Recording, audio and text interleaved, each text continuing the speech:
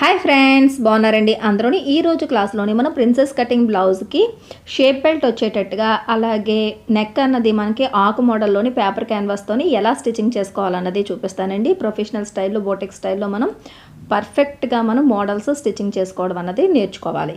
సరేనండి, ఎప్పుడు princess cutting stitching చేసినా సరే మీరు లైనింగ్ సపరేట్గా, ఒరిజినల్ సపరేట్గా మీరు ఈ పార్ట్స్ అనేవి స్టిచ్ చేసుకోవాలి. చూడండి, ఆమ్ రౌండ్ వైపు నుంచి పార్ట్ ఏది వస్తుందో చూసుకుని అక్కడ నుంచి ఒక పాదం ఖర్చు వెడల్పుని స్టిచ్ చేసుకోవాలి. ఈ చెస్ట్ కట్ కలిసేటట్టుగా పెట్టుకుని తర్వాత కింద పార్ట్ ఇలా స్టిచ్ చేసుకుంటే పర్ఫెక్ట్గా మీకు సరిపోద్ది. సరేనండి, ఈ బ్లౌజ్ కటింగ్ ఆల్రెడీ మీకు నేను షేర్ చేస్తున్నాను. కటింగ్ చూడాలనుకుంటే కనుక కటింగ్ చూడండి. ఇప్పుడు ఇలాగే రెండో పార్ట్ కూడా స్టిచ్చింగ్ చేసేయాలి. ఒకవైపు ఆమ్ రౌండ్ వైపు నుంచి స్టార్ట్ అయితే ఒకవైపు నడుము దగ్గర నుంచి స్టార్ట్ అవుతుంది. డబుల్ స్టిచ్ వేయడం మాత్రం మర్చిపోకండి. ఇదే రకంగా ఒరిజినల్ పీస్ని కూడా మీరు స్టిచ్చింగ్ చేసుకోవాలి. కటింగ్ చేసేటప్పుడు కూడా ఈ ప్రిన్స్ కట్ అనేది ఒకే కట్లోకి వెళ్ళాలి. లైనింగ్ కన్నా ఎక్స్ట్రా మార్జిన్ తీసి ఒరిజినల్ కటింగ్ చేయడాలు గట్రా చేయకూడదు. ఒక్కసారి లైనింగు ఒరిజినల్ కూడా ఒకేసారి కట్ చేసుకోవాలి. సరేనండి, చూసారు కదా, రెండు పార్ట్స్ కూడా నేను స్టిచ్చింగ్ అన్నది చేసేసాను. ఇప్పుడు నెక్ అన్నది కటింగ్ చేయలేదు, తర్వాత పేపర్ క్యాన్వాస్తో స్టిచ్ చేస్తాం కాబట్టి నెక్ కటింగ్ అన్నది చేసుకోకూడదు.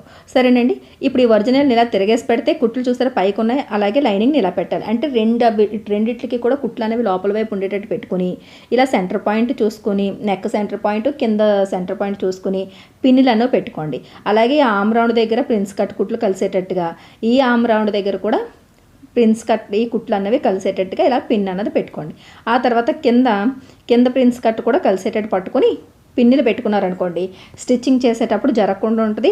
ఇలా ఒకేసారి స్టార్ట్ చేసి ఎక్కడి నుంచి అయితే స్టార్ట్ చేసామో చుట్టూ స్టిచ్చింగ్ చేసుకుంటూ వచ్చేయాలి. ఫ్రంట్ వైపు హుక్ బెల్ట్, ఐ బెల్ట్ వస్తాయి, కానీ ఈ ప్రాసెస్ అంతా ఒక్కసారి చేస్తే వర్క్ ఫాస్ట్గా అవుతుంది, సింపుల్గా అవుతుంది. తర్వాత ఎక్స్ట్రా మార్జిన్ ఏమైనా ఉంటే ఒరిజినల్ని కట్ చేసేయండి. ఇప్పుడు చూసారు కదా, షోల్డర్ దగ్గర సమానంగా ఫోల్డ్ చేసి సెంటర్కి ఒక కట్ పెట్టండి. ఇప్పుడు ఇక్కడ చూడండి, ఇలా వస్తుంది అనమాట ఆకు మోడల్. పేపర్ క్యాన్వాస్ తీసుకుని ఇలాగా ఫోల్డ్ చేయండి. షైనింగ్ ఉన్నది లోపల వైపు ఉంటుంది. మెడ వెడల్పు 2.5 ఇంచీలు తీసుకున్నాను. తర్వాత నెక్ డీప్ అన్నది నేను ఫ్రంట్ పార్ట్కి 7 ఇంచీలు తీసుకున్నాను. మీరు నార్మల్ బ్లౌజ్కి ఎంత అయితే డీప్ తీసుకుంటారో సేమ్ అంతే తీసుకోండి. కింద 3 ఇంచీలకి వెడల్పు అన్నది తీసుకోవాలి.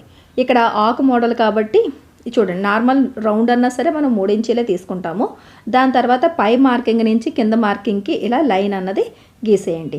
ఇప్పుడు ఇక్కడ మనం షేప్ ఇచ్చుకోవాలి. ఆకు అనేటప్పటికి ఏంటంటే కొద్దిగా ఇక్కడ నుంచి ఇలా ఇక్కడ వీ షేప్లో వస్తుంది. ఇక్కడ నుంచి ఇలా కొద్దిగా అవుట్ లైన్ వెళ్ళి ఆ తర్వాత మళ్ళీ సేమ్ మెడ వెడల్పులోకి కలిపేసుకోవాలి. చూడండి, డార్క్గా లైన్ గీస్తున్నాను, ఒక్కసారి చూడండి. ఈ మోడల్లోకి వచ్చేటట్టుగా మీరు ఆకు మోడల్ గీసుకుంటే బాగుంటుంది అన్నమాట. ఏదైనా సరే మన హ్యాండ్లోనే ఉన్నది. ఆ తర్వాత 3/4 ఇంచు అవుట్లైన్ అన్నది గీసుకోవాలి. అక్కడక్కడ 3/4 ఇంచు, ఈ లైన్ నుంచి 3/4 ఇంచుకి అక్కడక్కడ మార్కింగ్లు చేసి ఆ మార్కింగ్లు అన్నీ కలిపారనుకోండి 3/4 ఇంచు అన్నది వచ్చేస్తుంది. చూసారు కదా, ఇక్కడి నుంచి ఇది ఇలా 3/4 ఇంచుకి కలిపేసుకోండి. అలాగే అవుట్లైన్ అన్నది ఇలా కటింగ్ చేసేయండి. తర్వాత ఇలా లోపల లైన్ కూడా ఇలా కటింగ్ చేసేయండి. ఇక్కడ 1/4 ఇంచు ఉంచి ఇలా ఈ కట్ ఇలా పెట్టారనుకోండి, మెడవెడల్పు అన్నది మీకు కట్ అవ్వకుండా సమానంగా ఉంటుంది. ఇలా మీరు లైనింగ్ తీసుకుని లైనింగ్ మీద ఈజీగా పేస్ట్ చేయడానికి ఉంటుంది. షైనింగ్ ఉన్నది క్లాత్ వైపు పెట్టి ఇలా లైట్ హీట్తోని ఐరన్ చేసేయండి.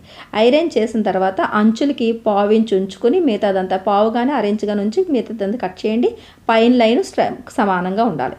ఇక్కడ చిన్న కట్స్ పెట్టి ఈ ఫోల్డింగ్ని ఇలాగ పేపర్ క్యాన్వాస్ మీదకి ఇలాగ మడుస్తూ స్టిచ్చింగ్ చేసేసుకుంటే అంచు అన్నది మీకు కవర్ అవుతుంది.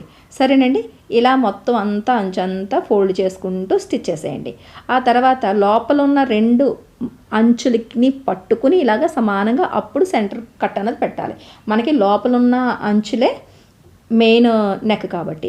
ఇప్పుడు ఒరిజినల్ పీస్కి సెంటర్ పాయింట్ చూసుకుని కట్ పెట్టి ఉంచాం కదా, 2 కట్స్ కలిపేటట్టుగా ఫస్ట్ షోల్డర్ దగ్గర పెట్టుకోండి. అలాగే కింద ఫోల్డింగ్ దగ్గరికి ఈ వి అన్న షేప్ వస్తుందా లేదా ఒకసారి చెక్ చేసుకోండి. ఇక్కడ పైన ఒక పిన్ను, కింద వైపు చేసి ఒక పిన్ను ఇలా పెట్టేసి పేపర్ క్యాన్వాస్ అంచంటే స్టిచ్చింగ్ చేసుకుంటూ వచ్చేయాలి. పేపర్ క్యాన్వాస్ మీద కుట్టు వెళ్ళకూడదు. ఈ కార్నర్ దగ్గరకు వచ్చేటట్టుగా నీడిల్ కింద పెట్టి పాదం ఎత్తి యాంగిల్ మార్చుకోవాలి.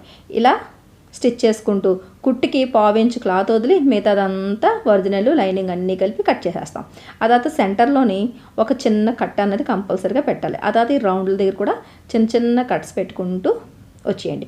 తర్వాత ఇది ఇలా వెనక్కి తిప్పి ఇక్కడ మనం ఇప్పుడు షేప్ బెల్ట్ వేయాలి అంటే ఇప్పుడు ఇది కటింగ్ చేసేసుకోవాలి. ఇలా వెనక్కి తిప్పేసి ఇలా పట్టుకొని సెంటర్కి ఇలా ఫోల్డ్ చేసి నెక్ వైపు నుంచి కటింగ్ చేయండి. ఇలా కటింగ్ చేసిన తర్వాత ఇప్పుడు చూసారా చక్కగా కుట్ట అనేది ఫాస్ట్గా అయిపోయింది, ఏ పార్ట్ కాబట్టి సపరేట్ అయిపోయింది. ఇప్పుడు ఇలా అంటే మనకి ఒరిజినల్ లైనింగ్ సపరేట్ అయిపోయినాయి కాబట్టి ఒక కుట్ట అన్నది ఇలా వేసుకోండి, సరేనా. దాని తర్వాత షేప్ బెల్ట్ని వేసుకోవాలి. షేప్ బెల్ట్ దగ్గరకు వచ్చేటప్పటికి ఇన్విజిబుల్ షేప్ బెల్ట్ అనేది రెడీ చేసుకోండి. ఇప్పుడు ఈ పేపర్ క్యాన్వాస్ ఇలా వెనక్కి తిప్పేస్తే అయిపోద్ది. ఇప్పుడు టాప్ స్టిచ్ అనేది వేయకూడదు. ఒకవేళ బ్యాక్ నెక్కి టాప్ స్టిచ్ వేస్తే కనుక ఫ్రంట్ అది వేయకూడదు, ఫ్రంట్ అది వేస్తే కనుక బ్యాక్ అది వేయకూడదు. ఎందుకనేది తర్వాత చూపిస్తాను. ఇప్పుడు షేప్ బెల్ట్ తీసుకుని ఎప్పుడు షేప్ బెల్ట్ ఎలా అయితే స్టిచ్ చేసుకుంటాం కింద అంచుని స్టిచ్ చేసేసుకోవాలి. ఒరిజినల్ మీద లైనింగ్ని పెట్టి అంటే ఒరిజినల్కి రైట్ సైడ్ వైపు లైనింగ్ని పెట్టి ఇలాగా పాదం ఖర్చు వెడల్పుని స్టిచ్ చేసుకోవాలి. 2 షేప్ బెల్ట్ని అలాగే రెడీ చేసుకోండి. తర్వాత ఓపెన్ చేసి పైనుంచి ఒక టాప్ స్టిచ్ అన్నది ఇలా వేసేసుకోండి. ఇలా ఫోల్డ్ చేసి పైనుంచి ఒక టాప్ స్టిచ్ వేసేసుకోండి. ఇలాగే 2వ షేప్ బెల్ట్ కూడా స్టిచ్ చేసేయండి. ఇప్పుడు పైన అంచుల్ని స్టిచ్చింగ్ చేయకుండా వదిలేయండి. ఇప్పుడు ఒకదాని మీద ఒకటి పెట్టి లైనింగ్లు 2 సమానంగా ఉన్నాయో చూసుకోండి. ఆ తర్వాత షేప్ బెల్ట్ని ఇలా తీసుకుని ఈ లైనింగ్ని ఇలాగా ఒరిజినల్ పీస్కి మాత్రమే జాయింట్ చేయండి. అంటే షేప్ బెల్ట్ ఒరిజినల్ని జాయింట్ చేయట్లేదు, ఇలా పాదం ఖర్చు స్టిచ్ చేస్తే చూసారు కుట్ట అన్నది ఇలా వస్తుంది. ఇప్పుడు ఈ పై లేయర్ని ఇలా ఫోల్డ్ చేసి ఆ పాదం ఖర్చు ఫోల్డ్ చేసి ఇప్పుడు ఇందాక కుట్టిన స్టిచ్చింగ్ మీదకి ఈ ఫోల్డింగ్ వచ్చేటట్టుగా ఇలా అరేంజ్ చేసుకుంటూ పైనుంచి ఒక టాప్ స్టిచ్ అన్నది వేసుకుంటూ వచ్చేయండి, సరేనా. దాని తర్వాత అటువైపు ఇటువైపు కొన కింద మిగులుతుంది, ఇది కట్ చేయండి. అటువైపు షేప్ బెల్ట్ ఏమైనా మిగిలితే స్ట్రైట్గా కటింగ్ చేసేయండి. ఇలాగే 2 షేప్ బెల్ట్లు స్టిచ్చింగ్ చేసేసుకోండి. ఆ తర్వాత హుక్ బెల్ట్లు ఐ బెల్ట్లు వేసుకోవాలి. హుక్ బెల్ట్కి ఎప్పుడు కూడా లైనింగు ఒరిజినల్కి ఏమో ఒరిజినల్ పీస్ అంటే హై బెల్ట్కి ఒరిజినల్ పీసే తీసుకోవాలి. ఇది ఫోల్డింగ్ మీద 1 ఇంచు ఉండేటట్టు చూసుకుని హుక్ బెల్ట్ వేసేసుకోవాలి. ఇలా 6 ఇంచు ఫోల్డ్ చేసి ఓపెన్గా ఉన్న అంచులు హుక్ బెల్ట్ వైపు పెట్టి పాదం ఖర్చు వెడల్పుని స్టిచ్ చేసుకుని ఇక్కడ ఒక 6 ఇంచ్ అన్నది ఇలా ఫోల్డ్ చేసి ఇక్కడ లాక్ చేసేయాలి. దాని తర్వాత దాన్ని ఓపెన్ చేసి ఇలా ఇటువైపుకి తిప్పేసి ఆల్రెడీ ఫోల్డింగే ఉంటుంది కాబట్టి ఫోల్డింగ్ అంచు అంటే ఒక కుట్టు కుట్టేసి కింద అడ్డుగా కూడా ఒక స్టిచ్ చేసేస్తే అయిపోతుంది. తర్వాత ఒరిజినల్ అన్నది ఫోల్డింగ్ మీద 2 ఇంచులు వెడల్పు ఉండేటట్టు చూసుకోండి. ఇది చూసారు కదా, ఇది జరుగుతుంది అనుకుంటే ముందే అంచుని ఇలా స్టిచ్ చేసుకోండి. ఆ స్టిచ్ చేసిన అంచులకి ఒక 6 ఇంచ్ ఇలా ఫోల్డ్ చేసి పాదం ఖర్చు వెడల్పుని స్టిచ్ చేసుకుంటూ వచ్చేయండి. తర్వాత ఇలా ఓపెన్ చేసి ఇక్కడ వీలా ఉంటుంది కాబట్టి స్ట్రైట్గానే ఇలా ఫోల్డింగ్ అనేది పెట్టండి, సరేనా. ఇలా పెట్టి ఈ ఫోల్డింగ్ని ఇప్పుడు కుట్టిన వరకు ఇలా పెడితే సరిపోద్ది అనమాట. చక్కగా మీకు 30 ఇంచ్ వెడల్పుని ఐ బెల్ట్ అన్నది మంచి ఫినిషింగ్తో వస్తుంది. ఇలా ఈ మెథడ్లో స్టిచ్ చేసుకుంటే సింపుల్గా మీకు వర్క్ కూడా టైం సేవ్ అవుతుంది, ఫినిషింగ్ కూడా బాగుంటుంది. సరే, ఇలా 2 అంచుల్ని స్టిచ్ చేసేయండి. ఇప్పుడు హుక్ బెల్ట్ ఐ బెల్ట్ అయిపోయింది కదా. ఇప్పుడు చూడండి బ్యాక్ పార్ట్లో కూడా పేపర్ క్యాన్వాస్తో ఇలా ఆకు మోడలే స్టిచ్ చేసుకున్నాం.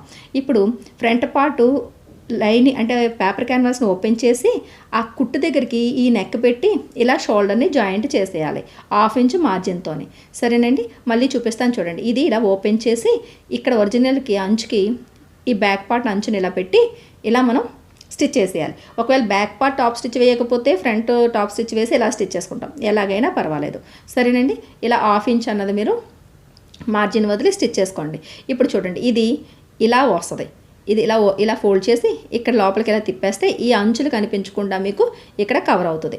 ఇలా వెనక్కి తిప్పేసి ఇక్కడ బ్యాక్ సైడ్ నుంచి టాప్ స్టిచ్ వేసుకుంటూ వచ్చాం కదా, ఆ కుట్లోంచి స్టార్ట్ చేసుకుంటూ ఈ ఫ్రంట్ వైపు కూడా ఇలా టాప్ స్టిచ్ వేసేసుకోండి, సరేనా.